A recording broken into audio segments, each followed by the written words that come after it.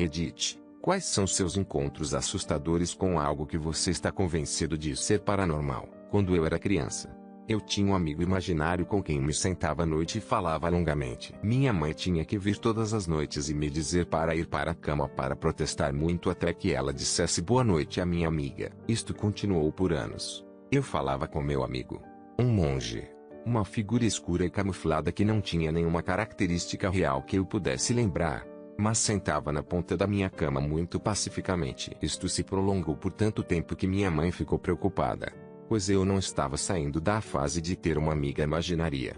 Então ela me mandou checar do pescoço para cima, o que me provou ser tão perfeitamente são quanto qualquer criança comum. A parte paranormal disto, que nunca ninguém mais ouviu.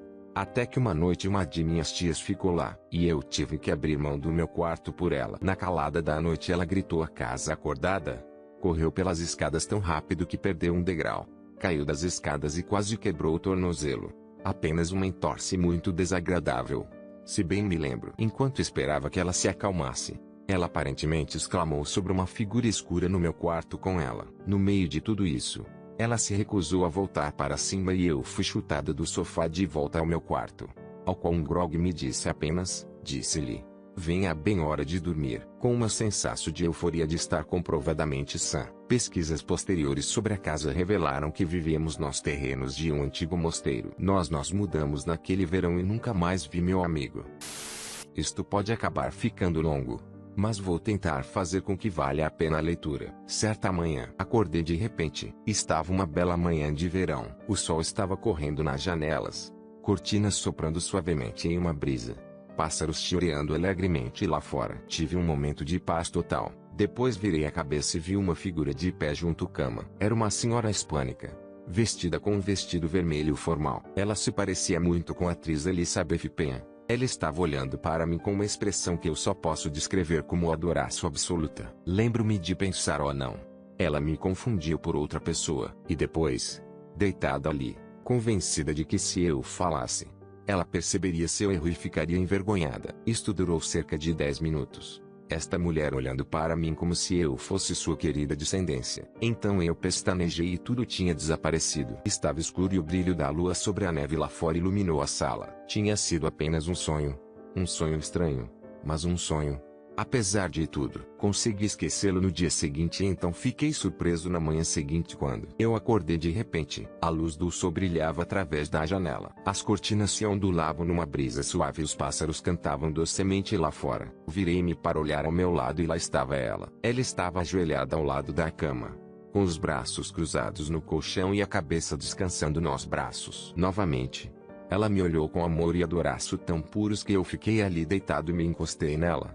Embora eu ainda tivesse certeza de que ela me confundira com outra pessoa. Ficamos assim por mais tempo ainda, talvez 20 minutos. E então eu pestanejei e estava mais uma vez na realidade, onde ainda era noite e ainda inverno. No dia seguinte, pensei sobre o sonho, pensando no que significava. Estava convencido de que meu subconsciente estava tentando me dizer algo. Naquela noite, eu estava ansioso para adormecer e sonhar. E assim, quando acordei para o sol que entrava, as cortinas acenando numa brisa suave e ali pássaros chiureando alegremente, pensei que estava preparado. Deitei-me por um momento apreciando as vistas e os sons, antes de voltar para onde eu sabia que a senhora estaria. E lá estava ela, de pé, ao lado da cama. Mas isto era diferente. Ela estava gritando, com o rosto enrugado em uma careta ansiosa. Ela balançou seus braços freneticamente, mas nenhum som vinha dela. Era como se eu estivesse assistindo a um filme em mudo. Ela continuou a tentar gritar, balançando as mãos em um movimento de súplica desesperada. Ela parecia que estava prestes a chorar. Olhei para ela em confusão,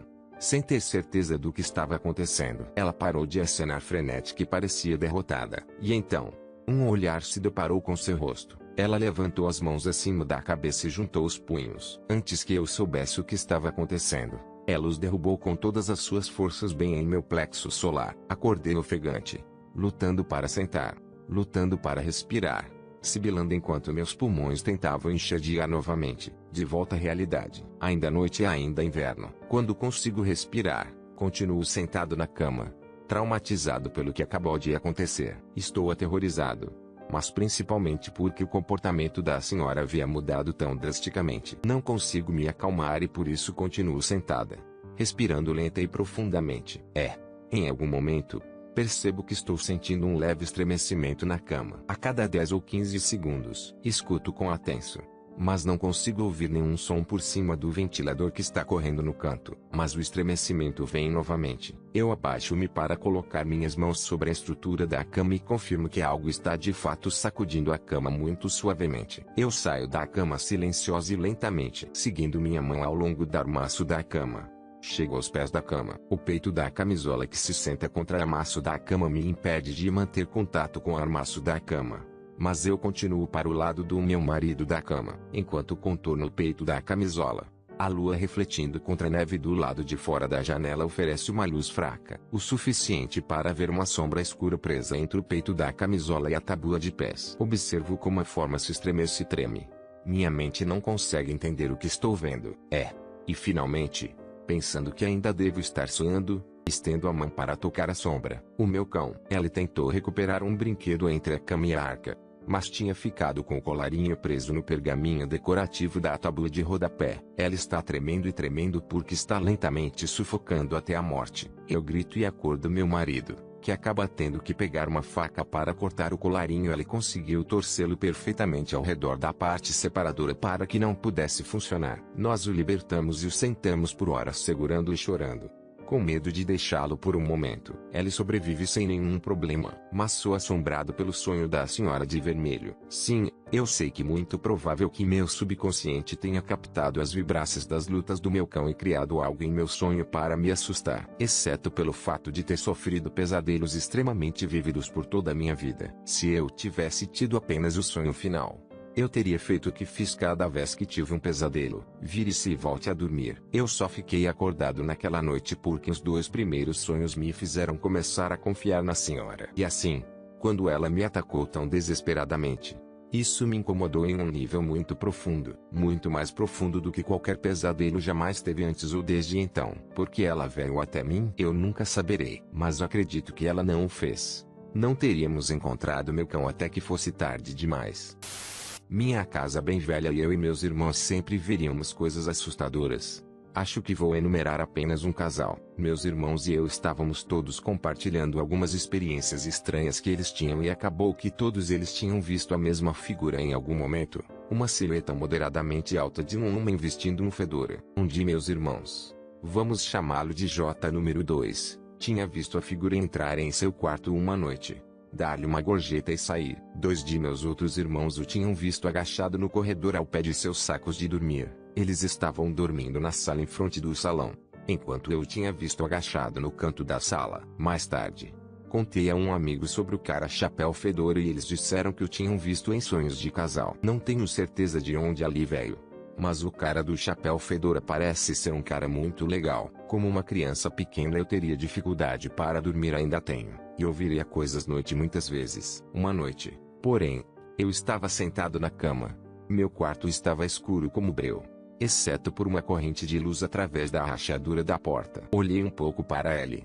Meus pensamentos vagueavam, do que eu tinha visto uma figura imensa lentamente, que passava pela porta. Não era humanoide. Era apenas uma grande massa negra com olhos rabiscados. Eu congelei, e uma vez que tinha desaparecido, fui até a cama da minha irmã chorando. Recentemente tenho visto silhuetas de pessoas correndo pelos corredores ou rastejando por aí. Bastante frequente, então eu as ignoro.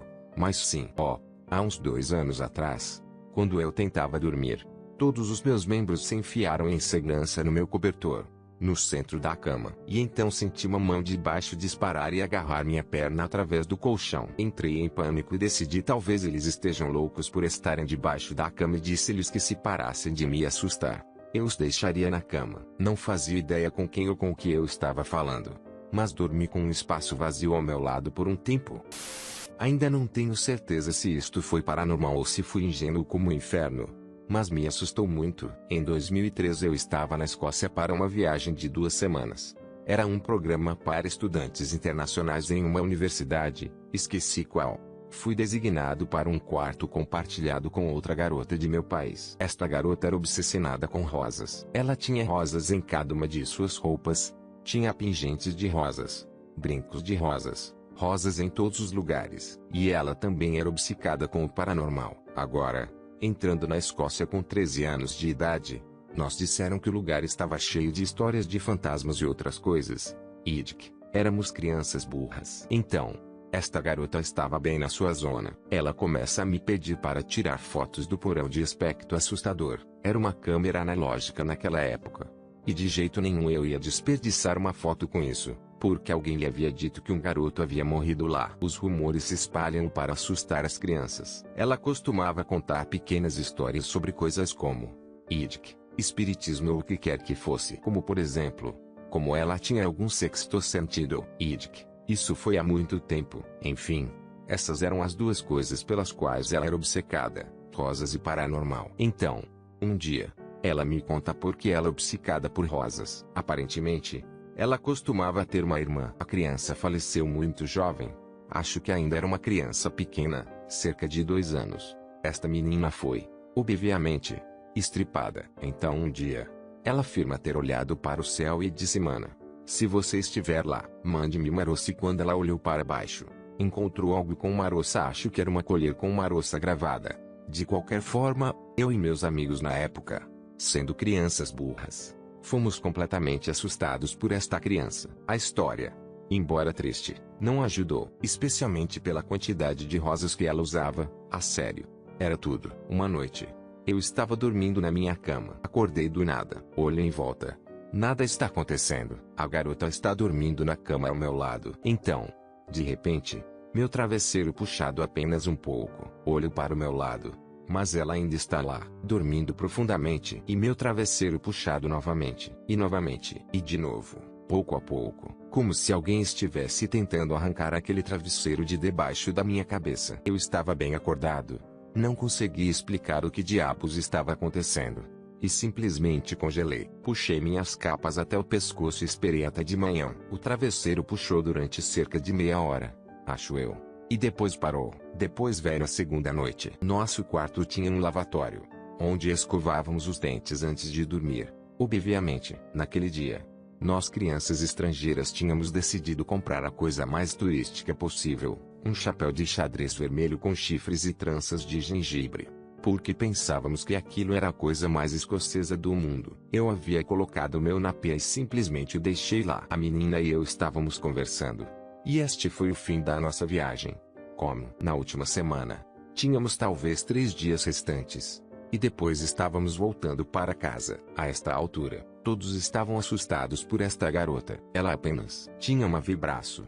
Se as histórias constantes, a insistência em encontrar merdas paranormais e o fato de ela continuar sobre rosas e sua irmã morta não era suficiente. Digo isto porque, por esta altura, já havia alguma animosidade. Eu me dava bem com ela, mas a maioria dos outros não. Ela não estava sendo excluída, mas havia uma vibração estranha no ar. O que, até hoje, se eu tentar encontrar uma explicação lógica dentro do paranormal, esta única. Então, nesta noite, eu me viro, glosseando no meu estúpido chapéu de turista escocês, e eu juro pelo Senhor, uma das tranças estava apenas flutuando no ar. Era como se alguém estivesse puxando a fita e levantando-a como se você fosse uma marionete. Ela até tremia um pouco, como se mal conseguisse segurar. Naquele momento, juro por Deus, eu disse: "Oh, foda-se não." Peguei um travesseiro, bati no quarto do meu amigo e disse: "Scott, estou dormindo aqui esta noite." Lembro-me de contar garoto que eu tinha visto.